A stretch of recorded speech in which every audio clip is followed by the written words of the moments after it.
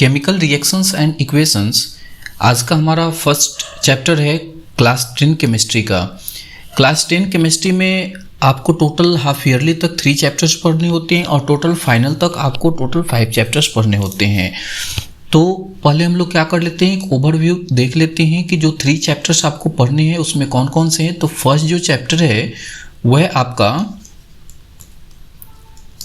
Chemical reaction and equation, and second chapter जो है यह है आपका acid, base and salt. This is the second chapter. Third chapter is what is metals, metal and non metals. तो ये आपका जो है ये ऑल 3 चैप्टर्स है जो कि आपको हाफ ईयरली तक कवर करना होता है।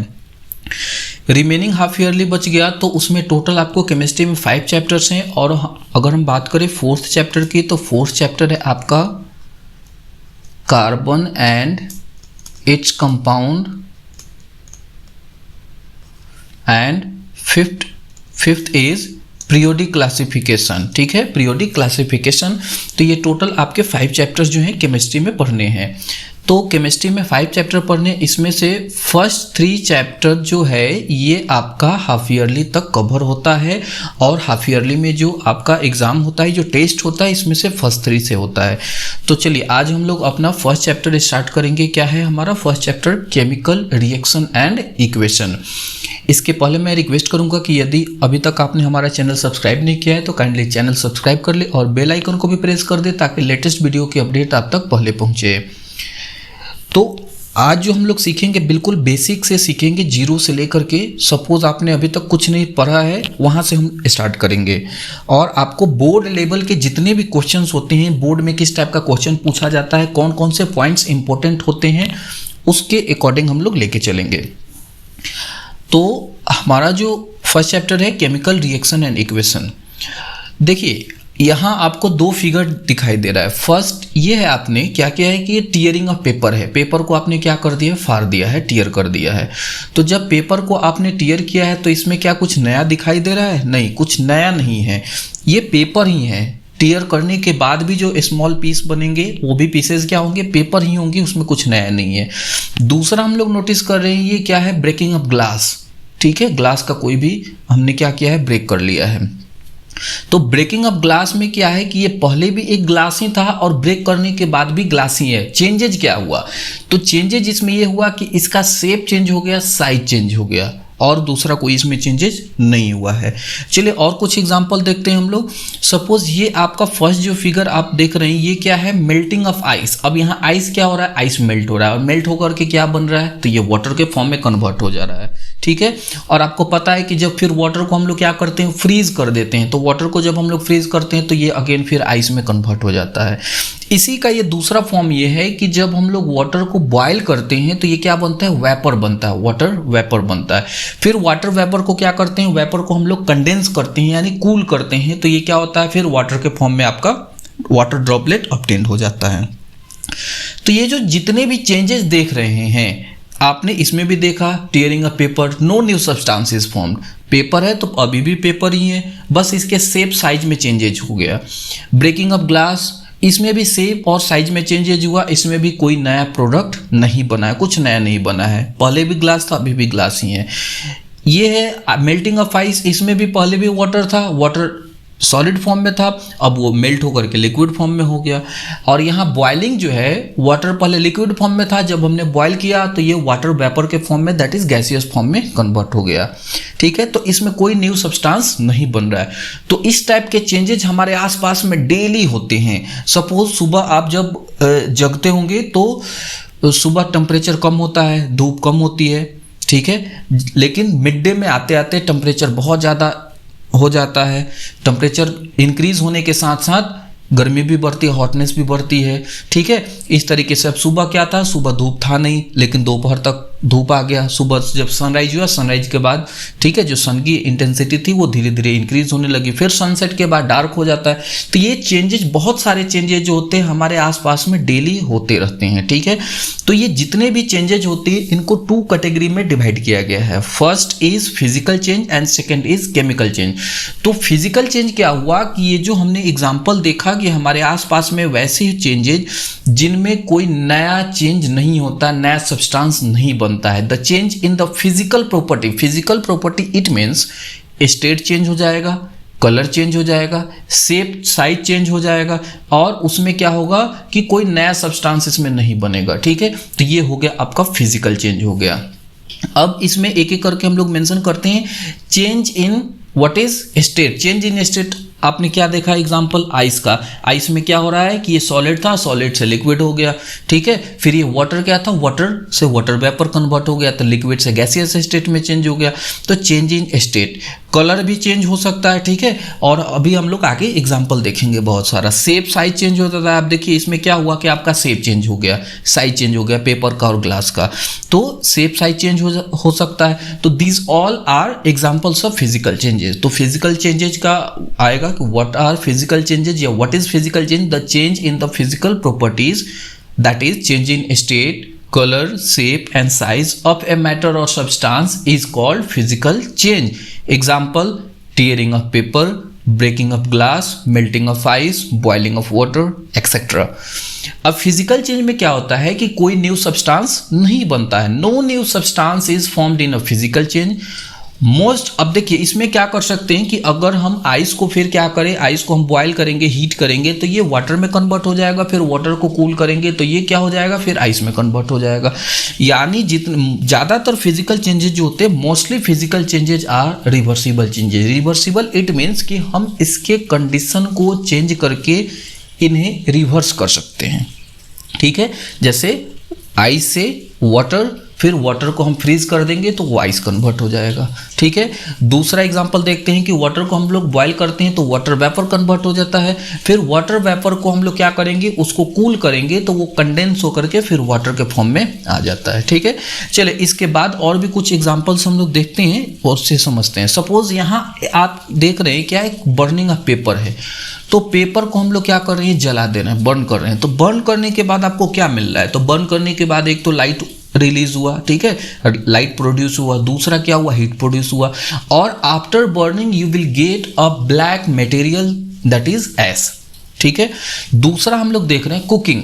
तो कुकिंग में आप क्या करते हैं कि कोई भी रॉ मटेरियल्स लेते हैं, किसी भी फूड स्टफ का, फूड ग्रेन्स का या वेजिटेबल्स का, वॉट एवर, ठीक है। तो आप क्या करते हैं, कुछ भी रॉ मटेरियल्स लेते हैं, जब उसको कुक कर देते हैं तो वो क्या हो जाता है कि वो नया प्रोडक्ट बन जाता है, न्यू थिंग्स बन जाता है, और उसकी प्रॉपर्टी अलग होती है। सपोज आपने क्या किया, व्हीट लिया, व्हीट का जो फ्लोर होता है दैट इज आटा जो होता है, आटा से आपने क्या किया कि रोटी बनाया, ब्रेड बनाया।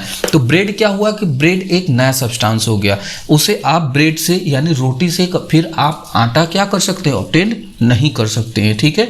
तो वैसे ही जैसे आपने रॉ वेजिटेबल्स लिया और रॉ वेजिटेबल से आपने उसे कुक कर दिया, और कुक करने के बाद जो वेजिटेबल बनेगा तो फिर उससे आप रॉ वेजिटेबल ऑब्टेन नहीं कर सकते। पेपर को बर्न करने के बाद भी आप क्या, जो वेस्ट मटेरियल बचेगा, जो आपका ठीक है लेफ्ट ओवर बचेगा ब्लैक सब्सटेंस, उससे फिर पेपर आप ऑब्टेन नहीं कर सकते हैं, ठीक है। चलिए और भी हम लोग एग्जांपल देखते हैं। सपोज हमारे डेली लाइफ से देखिए, यहाँ जो कुछ भी जितने भी एग्जांपल सेलेक्ट किए गए हैं ये टोटल आपके एनसीईआरटी और एग्जाम पॉइंट ऑफ व्यू से कवर किए जाएंगे, ठीक है, ताकि एग्जाम्पल बेस्ड पे आपका क्वेश्चन पूछा जाता है वैल्यू बेस्ड में। अब देखिए ये हम लोग देख रहे हैं ब्रीदिंग। ब्रीदिंग क्या होता है, रेस्पायरेशन, ठीक है। रेस्पायरेशन जो हुआ तो रेस्पायरेशन जो आएगा इसमें क्या होता है कि हम लोग ऑक्सीजन इनहेल करते हैं, ऑक्सीजन हमारे नोज से होते हुए, विंड पाइप से होते हुए कहाँ तक जाता है, हमारे लंग्स तक जाता है।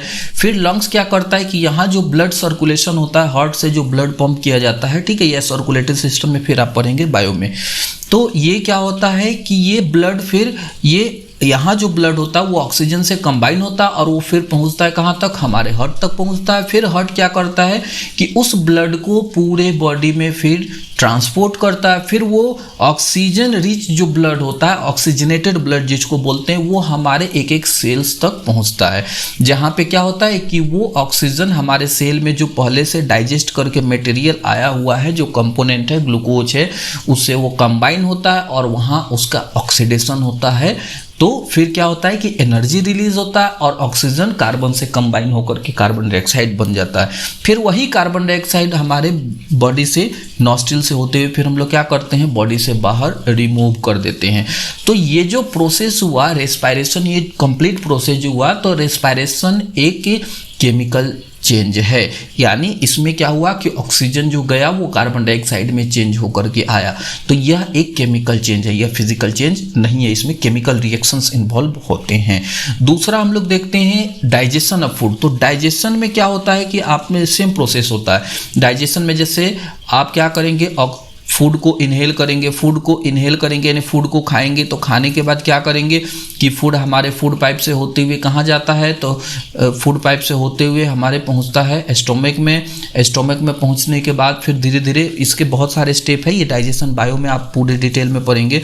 तो ये फिर क्या होता है कि डाइजेस्ट होकर के इसमें के जो भी कंपोनेंट्स ऑफ फूड होते हैं, जैसे आपके जो विटामिन हो गए, मिनरल्स हो गए, न्यूट्रिएंट्स हो गए, ये सारे एब्जॉर्ब हो जाते हैं और वेस्ट मटेरियल बॉडी से हमारे बाहर रिमूव कर दिया जाता है। तो डाइजेशन भी हुआ, यह भी एक केमिकल चेंज है, यानी इसमें न्यू सब्सटेंस बन रहा है, ठीक है। और इसमें केमिकल रिएक्शन होता है, क्योंकि जो फूड के कंपोनेंट एब्जॉर्ब होते हैं वो कंपोनेंट क्या होते हैं कि फिर ऑक्सीजन से कंबाइन होकर के, रेस्पायरेशन से जो ऑक्सीजन आता है उससे कंबाइन होकर के फिर एनर्जी रिलीज करते हैं ऑक्सीडेशन से।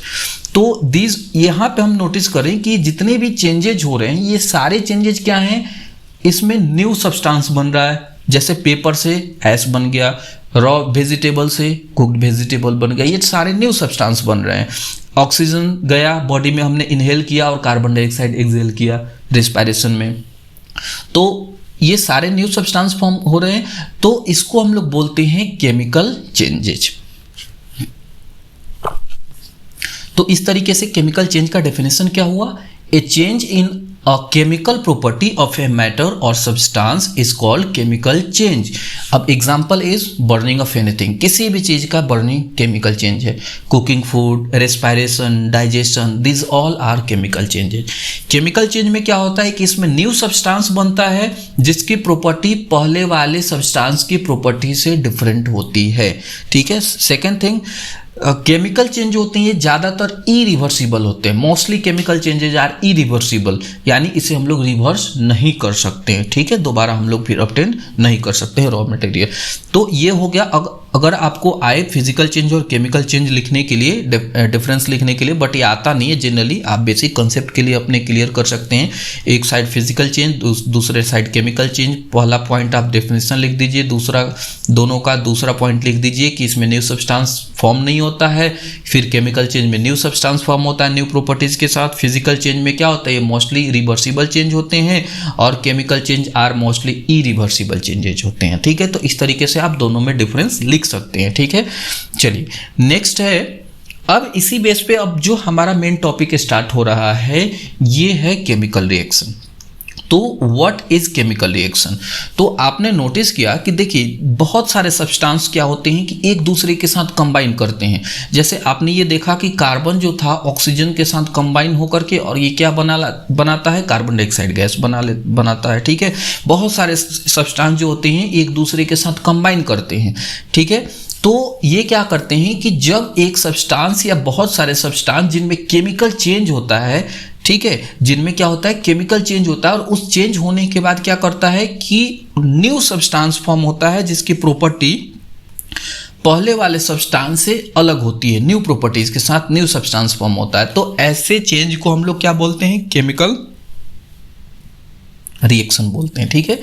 तो केमिकल रिएक्शन का डेफिनेशन क्या है, when a substance or more substances undergoes in a chemical change in which new substances are formed with new properties known as chemical reaction, उसको केमिकल रिएक्शन बोलते हैं। Suppose burning of magnesium ribbon. अब देखिए हम लोग normal कुछ भी example नहीं ले रहे हैं, हम लोग बेसिक एग्जांपल वैसा ही ले रहे हैं ताकि जो आपको बोर्ड में हेल्प मिले और आपका कंसेप्ट क्लियर हो, जहां से क्वेश्चन आपका टच किया जाता है, क्वेश्चन पूछा जाता है। तो बर्निंग ऑफ मैग्नीशियम रिबन, ये क्या हुआ कि यह एक केमिकल चेंज है। अब बर्निंग ऑफ मैग्नीशियम रिबन में देखिए क्या क्या होता है कि जब हम मैग्नीशियम रिबन को क्या करते हैं, जलाते हैं, तो ये मैग्नीशियम ऑक्सीजन के साथ कंबाइन करता है और कंबाइन करके बनाता है मैग्नीशियम ऑक्साइड। ठीक है, क्या बनाता है, मैग्नीशियम ऑक्साइड। तो ये जो बना नया सब्सटेंस, इसका प्रॉपर्टी जो होगा मैग्नीशियम और ऑक्सीजन दोनों के प्रॉपर्टी से क्या होता है, डिफरेंट होता है। ठीक है, तो ये क्या हो गया हमारा, ये हो गया हमारा केमिकल चेंज और केमिकल रिएक्शन। यहाँ क्या हो रहा है कि केमिकल रिएक्शन कौन किससे रिएक्ट कर रहा है, तो मैग्नीशियम रिएक्ट कर रहा है ऑक्सीजन से, और बन क्या रहा है, तो बन रहा है आपका मैग्नीशियम ऑक्साइड। अब देखिए नोटिस करना ये है आपको कि किसी भी केमिकल रिएक्शन में जो सब्सटेंस पार्टिसिपेट करते हैं, ठीक है, substances which take part in a chemical reaction are called reactant and new substance formed after a chemical reaction is called product. तो यहाँ क्या हुआ, मैग्नीशियम और ऑक्सीजन ये पार्टिसिपेट कर रहे हैं केमिकल रिएक्शन में, तो मैग्नीशियम और ऑक्सीजन क्या हो गए, ये रिएक्टेंट्स हो गए, और रिएक्शन के बाद जो सब्सटेंस बन रहा है वो है आपका मैग्नीशियम ऑक्साइड। सो मैग्नीशियम ऑक्साइड क्या हो गया, प्रोडक्ट हो गया। तो किसी भी केमिकल रिएक्शन में जो सब्सटेंस पार्टिसिपेट करते हैं उनको रिएक्टेंट्स बोलते हैं, और जो न्यू सब्सटेंस बनता है उसे हम लोग प्रोडक्ट बोलते हैं। यानी आइडेंटिफाई करने का सबसे इजी मेथड है कि कोई भी केमिकल रिएक्शन लिखते हैं तो एरो मार्क्स होता है, एरो मार्क्स के ये लेफ्ट साइड जो होगा वो हो जाएगा आपका रिएक्टेंट, और जो राइट साइड होता है वो होता है प्रोडक्ट, जो कि आगे के अभी हम लोग क्लास में देखेंगे अभी। ठीक है, तो ये हो गया। अब देखिए यहाँ से ये आप देख रहे हैं ये एक बहुत बड़ा पिलर का बेस दिखाई दे रहा है। तो एक पिलर का बेस है, एक पोल का बेस है। तो यह एक पोल का बेस है, ये बेसिकली बना किसका है, तो ये मैग्नीशियम का बना हुआ है। इसे हुआ ये कि बहुत दिनों तक एयर में ऐसे ही छोड़ दिया गया, वाटर से रिएक्ट हुआ, एयर से रिएक्ट हुआ। ये रिएक्ट करने के बाद क्या हुआ कि इसके ऊपर देख रहे हैं कि इसके ऊपर एक ऐसा ग्रीनिश टाइप में, ग्रीनिश ब्राउन टाइप में एक लेयर आ गया है। तो ये जो लेयर यहाँ पे आपका जम गया है, तो अब सपोज मान लीजिए कि ये लेयर जम गया आपका, ठीक है। अगर हम क्या करेंगे कि मान लीजिए कि यहाँ ऑक्सीजन से रिएक्ट करना हो, तो ये ऑक्सीजन से कैसे रिएक्ट करेगा, ऑक्सीजन से तो रिएक्ट कर ही नहीं पाएगा। क्यों, क्योंकि ऊपर का ये जो ग्रीन लेयर है ये क्या करेगा, ये ऑक्सीजन को रिएक्ट करने से इसको रोक देगा। ठीक है, मैग्नीशियम को रिएक्ट करने से रोक देगा। तो यही कारण है, जैसे मान लीजिए कि आप देखिए आपके बुक में क्या है, एक एग्जाम्पल है, एक्टिविटी है कि मैग्नीशियम रिबन को लीजिए और इसे आपको क्या करना है, बर्न करना है। तो सपोज आपके पास एक मैग्नीशियम रिबन है, ठीक है। मैग्नीशियम जनरली क्या होता है, सिल्वर कलर टाइप में होता है, ठीक है। तो आपके पास मान लीजिए एक मैग्नीशियम रिबन है, तो आपको क्या करना है, इसे बर्न करना है, इसे जलाना है। तो बहुत दिन तक जब मैग्नीशियम रिबन को ऐसे ही हम लोग क्या करते हैं, छोड़ देते हैं, तो आपने क्या देखा कि मैग्नीशियम के ऊपर एक ग्रीनिश या ब्राउन टाइप में एक लेयर क्रिएट हो जाता है। वो क्यों होता है, क्योंकि मैग्नीशियम ऑक्सीजन से रिएक्ट करके क्या बनाता है, ठीक है, एक लेयर बना लेता है, एक लेयर ऐसे फॉर्म कर लेता है। तो मैग्नीशियम एक लेयर फॉर्म कर लेता है, जिसके कारण क्या होता है कि जब हम इसे बर्न करेंगे तो ये कंप्लीट बर्न नहीं हो पाएगा, क्योंकि ये ऑक्सीजन से कंप्लीट रिएक्ट नहीं कर पाएगा। ठीक है, तो हम क्या करते हैं कि इसे बर्न करते हैं। बर्न करने के पहले इसे क्या करना होता है, हमें सैंड पेपर से लेकर के इसे क्लीन करना होता है। सैंड पेपर से लेकर के ये ग्रीन पार्ट जो होता है या इसके ऊपर जो लेयर बना होता है उसे हमें क्लीन करना होता है। तो जब हम लोग उसे रब करते हैं तो वो क्लीन हो जाता है। इसके बाद क्या होता है कि जब मैग्नीशियम रिबन को आप बर्न करेंगे तो देखिए ये सेकंड, ये बगल के पिक्चर में आपको दिखाई दे रहा है कि ये व्हाइट कलर का पाउडर है। व्हाइट कलर क्या बनता है, तो मैग्नीशियम ऑक्साइड को जब आप बर्न करेंगे तो ये व्हाइट कलर का पाउडर बनता है, जो कि मैग्नीशियम ऑक्साइड होता है।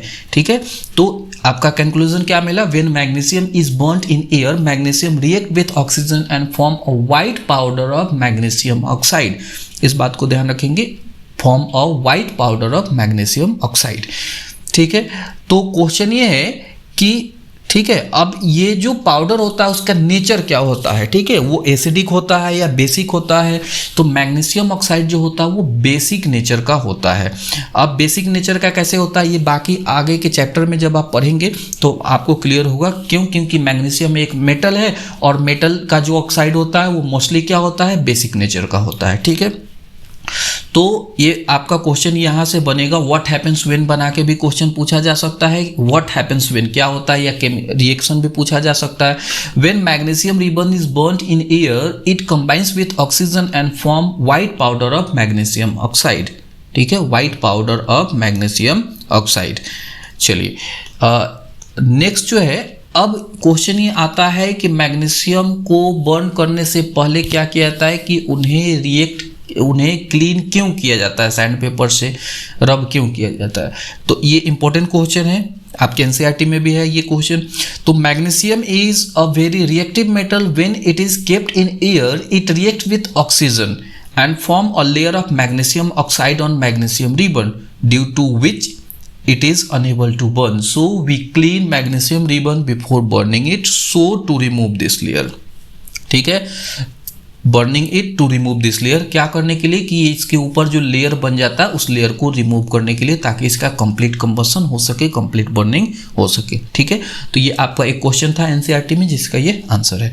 चलिए अब यहाँ तक तो हम लोगों ने पढ़ लिया कि मैग्नीशियम को बर्न करते हैं, बर्न करने से पहले। अब चलिए इसका हम लोग इक्वेशन भी अगर लिखें तो ये क्या होता है, तो ये होता है Mg+O2 एरो मार्क्स बनता है आपका MgO। अब इसको बैलेंस करना हो तो यहाँ पे 2Mg लगा लेंगे, ठीक है, तो ये हो जाएगा 2MgO। तो ये बैलेंस इक्वेशन हो गया। बैलेंस अनबैलेंस आगे के अभी कुछ मिनटों में अभी हम लोग कवर करेंगे उसे, ठीक है। तो ये हो गया आपका मैग्नीशियम रिबन को बर्न करने से पहले क्लीन करना क्यों जरूरी होता है, इसका आंसर। नेक्स्ट है हमारा properties of a chemical reaction. जो भी केमिकल रिएक्शंस होते हैं उनकी क्या क्या प्रॉपर्टीज होती हैं। तो केमिकल रिएक्शन की प्रॉपर्टी में फर्स्ट जो होता है चेंज इन स्टेट। बहुत सारे केमिकल रिएक्शन में क्या होता है कि स्टेट चेंज होता है। अब देखिए प्रॉपर्टी का मीनिंग ये नहीं है कि ये प्रॉपर्टी जो होगा सारे केमिकल रिएक्शन के लिए अप्लाई होगा, नहीं, ये किसी केमिकल रिएक्शन के लिए हो सकता है, किसी केमिकल के रिएक्शन के लिए नहीं भी हो सकता है, मे चेंजेज, ठीक है। तो याद रखेंगे इन अ केमिकल रिएक्शन स्टेट में चेंजेज, यानी चेंज हो भी सकता है और नहीं भी हो सकता है, ठीक है। अब इसका एग्जांपल ये है कि व्हेन हाइड्रोजन गैस कंबाइन, ठीक है, तो जैसे देखिए हाइड्रोजन गैस का H2 क्या होता है, फॉर्मूला होता है, और यहाँ G4 हमने गैस लिख दिया। तो when hydrogen gas combine with oxygen, तो ऑक्सीजन गैस ये भी गैस है, तो ये क्या बनाते हैं, ये फॉर्म होते हैं हाइड्रोजन ऑक्सीजन से कंबाइन होकर के वाटर फॉर्म करते हैं H2O जो कि लिक्विड है, ठीक है, ये क्या है, लिक्विड है। तो ये क्या हो गया, तो आपका देखिए आप नोटिस कर रहे हैं कि यहाँ स्टेट चेंज हो रहा है। हाइड्रोजन क्या था, गैस था, ठीक है, और ऑक्सीजन क्या था, तो ऑक्सीजन भी गैस था, और वाटर क्या बना, तो वाटर बना आपका लिक्विड, ठीक है। तो इस तरीके से क्या मिला कि किसी केमिकल रिएक्शन में स्टेट भी चेंज होता है। तो ये प्रॉपर्टी हो गया पहला। सेकंड प्रॉपर्टी हम देख रहे हैं कि change in colour. Chemical reaction में कलर भी चेंज होता है, कलर में changes in a chemical reaction, colour of the reactants and product में चेंजेज। अब सपोज मैं बात करूँ यहाँ कॉपर सल्फेट CuSO4, तो कॉपर सल्फेट जो होता है वो ब्लू कलर का होता है। जब इसे हम आयरन से रिएक्ट कराते हैं तो ये बनता है आयरन सल्फेट FeSO4, और FeSO4 जो होता है वो किस कलर का होता है, ग्रीन कलर का होता है, और कॉपर अलग रिलीज होता है, ठीक है। अब ये डाउनवर्ड एरो क्यों दी, या आगे अभी हम लोग कुछ देर में समझेंगे इसे, ठीक है।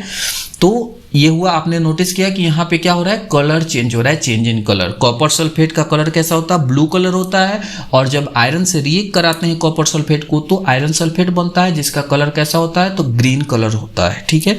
चलिए तो ये हो गया आपका चेंज इन कलर।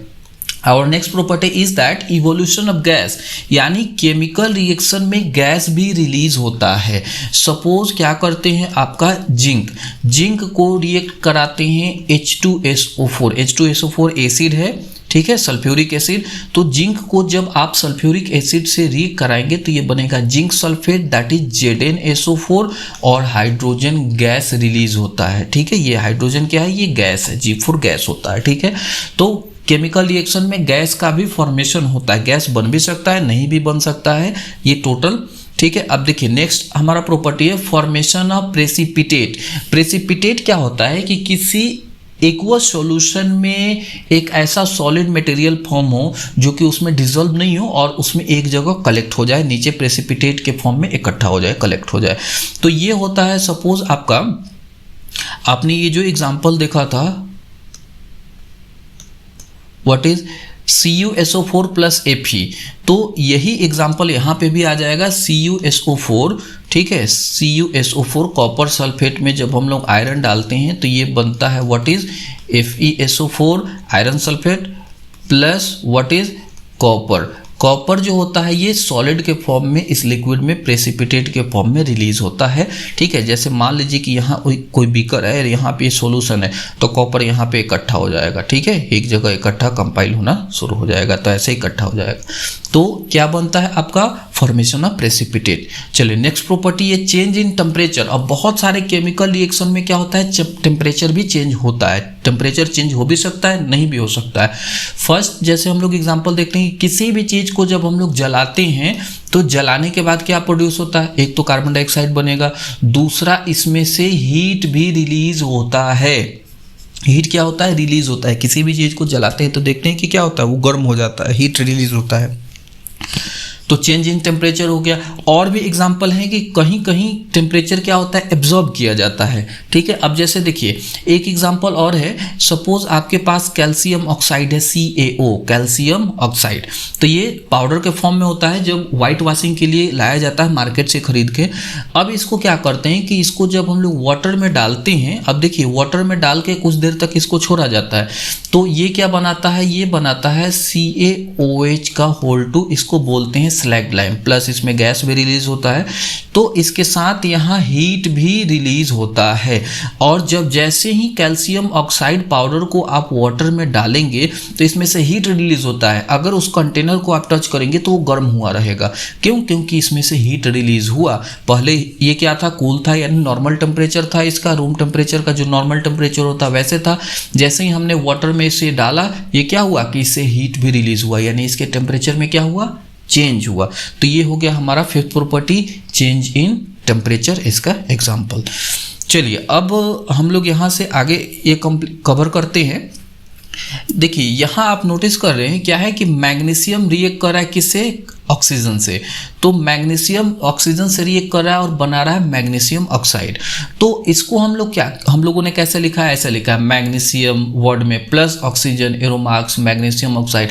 अब इस वर्ड की जगह पे हम क्या लिख देते हैं, सिंबल अगर लिख दे, मैग्नीशियम का Mg और ऑक्सीजन का O2 और मैग्नीशियम ऑक्साइड का सिंबल लिख दे MgO, तो ये जो सिंबल के फॉर्म में हमने लिखा है इस केमिकल रिएक्शन को, ठीक है, ये जो वर्ड रिएक्शन है, इस वर्ड रिएक्शन को हमने सिंबल के फॉर्म में लिखा, इसी को बोलते हैं हम लोग केमिकल इक्वेशन, ठीक है, इसको क्या बोलते हैं, chemical equation. Then what is the definition of chemical equation, the symbolic representation of a chemical reaction with the help of sign and symbols of reactants and product। यानी यहाँ जो reactants हैं उनका भी हमने सिंबल लिखा है और प्रोडक्ट का भी सिंबल लिखा है। with the help of reactants and products is called a chemical equation। तो इसको हम लोग क्या बोलते हैं, केमिकल इक्वेशन बोलते हैं। जैसे आपका क्या था, Mg plus O2 arrow marks MgO, इसको वर्ड में नहीं लिख करके हमने सिंबल में लिख दिया और प्लस का एरो मार्क्स का साइन का हेल्प भी लिया, तो हमने क्या लिख दिया, ये हो गया आपका केमिकल इक्वेशन। अब केमिकल इक्वेशन हो गया, तो केमिकल इक्वेशन लिखने के कुछ रूल्स हैं, कैसे लिखे केमिकल इक्वेशन। तो केमिकल रिएक्शन के लिखने के मेथड क्या है, ठीक है। फर्स्ट मेथड ये है, symbols of reactants are written in the left side, ठीक है। जैसे कोई भी रिएक्शन हो रहा है तो उसमें जो रिएक्टेंट है, सपोज आपका हाइड्रोजन और ऑक्सीजन दोनों रिएक्ट कर रहे हैं, तो दोनों रिएक्टेंट हो गए, तो दोनों का सिंबल हमने लेफ्ट साइड लिख दिया। किसके लेफ्ट साइड, तो एरो मार्क्स के लेफ्ट साइड लिखा जाता है। इफ देयर आर 2 और मोर रिएक्टेंट, अब यहाँ रिएक्टेंट कितने हैं, हाइड्रोजन है और ऑक्सीजन है, 2 रिएक्टेंट है, 2 से ज़्यादा या 2 से ज़्यादा रिएक्टेंट हो तो इनके बीच में प्लस का साइन दिया जाता है, तो हमने यहाँ प्लस का साइन दे दिया। नेक्स्ट रूल ये है कि formulae product are written in the right side, यानी अब हाइड्रोजन और ऑक्सीजन कंबाइन होकर के जो प्रोडक्ट बनता है उसे हम लोग एरो मार्क्स के राइट साइड में लिखते हैं, दैट इज वाटर, हमने राइट साइड में लिख दिया।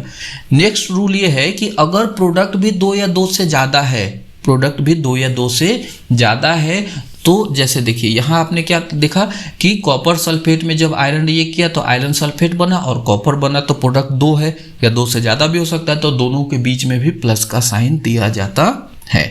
ठीक है, तो ये हुआ। नेक्स्ट मेथड ये है कि रिएक्टेंट के बाद एरो मार्क्स का साइन, द साइन, ठीक है, द एरो मार्क्स साइन, ठीक है, is given for the formula of reactant and product. यहां पे आई होप थोड़ा सा मिस्टेक है, ठीक है, ये लाइन आपका मिस्टेक है। ठीक है, चलिए, द स्टेट ऑफ रिएक्टेंट, अब यहां होना चाहिए आपका कि एरो मार्क साइन जो है क्या किया जाता है कि रिएक्टेंट और प्रोडक्ट के बीच में दिया जाता है, with the formula of reactant and product. The arrow marks sign is given between the formula of reactant and products. Next जो है हमारा नेक्स्ट रूल ये है कि स्टेट भी मेंशन करना होता है, जितने भी रिएक्टेंट और प्रोडक्ट होते हैं उनका स्टेट भी मेंशन करना होता है। अब स्टेट कैसे लिखते हैं, S4 सॉलिड, सॉलिड लिखना हो तो सॉलिड के लिए S लिखते हैं, L4 लिक्विड, लिक्विड के लिए L लिखते हैं, G4 gas and AQ for aqueous. Aqueous it mean जब हम लोग उसे वाटर में डिजोल्व करके कोई सॉल्यूशन हमने प्रिपेयर किया है। ठीक है, तो जैसे यहाँ पे क्या था कि ये आपका था H2+O2, अगर हमें यहाँ स्टेट मेंशन करना तो H2 गैस है तो हमें आप ब्रैकेट में G लिखेंगे, ऑक्सीजन भी गैस है तो ब्रैकेट में G लिखेंगे, और वाटर क्या है, लिक्विड है तो ब्रैकेट में L लिखेंगे। तो ऐसे आपको स्टेट भी मेंशन करना होता है। ठीक है, तो ये नेक्स्ट रूल था हमारा। Upward arrow marks is given beside the gas, अगर कहीं पे गैस का फॉर्मेशन हो रहा है, सपोज Zn प्लस H2SO4, अगर हम यहाँ रिएक्ट कराएं जिंक को Zn plus what is H2SO4, तो क्या बनेगा, ये आपका बनेगा ZnSO4 और साथ ही में आपका गैस बनेगा व्हाट इज H2। तो अगर गैस बन रहा है तो गैस के बगल में अपवर्ड एरो मार्क्स दिया जाता है। ठीक है, अगर प्रेसिपिटेट बन रहा है तो एरो मार्क्स कैसा होगा, तो एरो मार्क्स डाउनवर्ड होगा। ठीक है, एरो मार्क्स डाउनवर्ड होगा, जो कि आपने ऊपर देखा था यहाँ कॉपर में। ठीक है, तो कॉपर में आप नोटिस कर रहे हैं कि एरो मार्क्स कैसा है, तो एरो मार्क्स डाउनवर्ड है, तो डाउनवर्ड एरो मार्क्स है यानी ये क्या है, प्रेसिपिटेट है। ठीक है, अब यहाँ प्रेसिपिटेट का डेफिनेशन में आपको उलझने की जरूरत नहीं है, वो आपके लिए इंपॉर्टेंट नहीं है। ठीक है, तो अपवर्ड एरो मार्क्स दिया जाता है गैस के बिसाइड में, और downward arrow marks is given beside the precipitate. और जो भी कंडीशंस होते हैं रिएक्शन के लिए, बहुत सारे कंडीशन है, कहीं किसी रिएक्शन में हीट की जरूरत होती है, किसी में सनलाइट की जरूरत होती है, किसी में टेम्परेचर कांस्टेंट रखना पड़ता है, तो ये सारे जो भी, किसी में कैटलिस्ट की ज़रूरत पड़ती है, तो ये जितने भी कंडीशंस होते हैं इनको एरो मार्क्स के ऊपर और नीचे लिखा जाता है। Other conditions and catalyst are written above and below the arrow marks. ठीक है, और केमिकल इक्वेशन जो है उसके बाद बैलेंस करना जरूरी होता है। A chemical equation must be balance. तो ये सारे मेथड से how to write a chemical equation.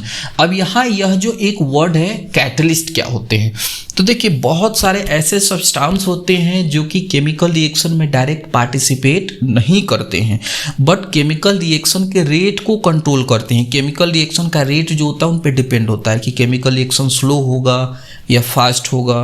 तो वैसे सब्सटेंस जो कि डायरेक्ट केमिकल रिएक्शन में पार्टिसिपेट नहीं करते हैं बट केमिकल रिएक्शन के रेट को कंट्रोल करते हैं, उन सब्सटेंस को बोलते हैं कैटलिस्ट। ठीक है, तो ये मेथड थे, these are the methods of writing a chemical what is equation. ठीक है, तो आई होप यहाँ तक आपका कंसेप्ट क्लियर हो गया होगा। तो अगले क्लास में हम लोग स्टार्ट करेंगे केमिकल इक्वेशन कितने टाइप्स के होते हैं, फिर केमिकल इक्वेशन बैलेंस क्यों बैलेंस करना जरूरी होता है, बैलेंस करना सीखेंगे कैसे बैलेंस किया जाता है। ठीक है, तो बैलेंसिंग जो होगा वो काफ़ी इंपॉर्टेंट होगा। तो I hope to see you in the next video. Thank you for watching.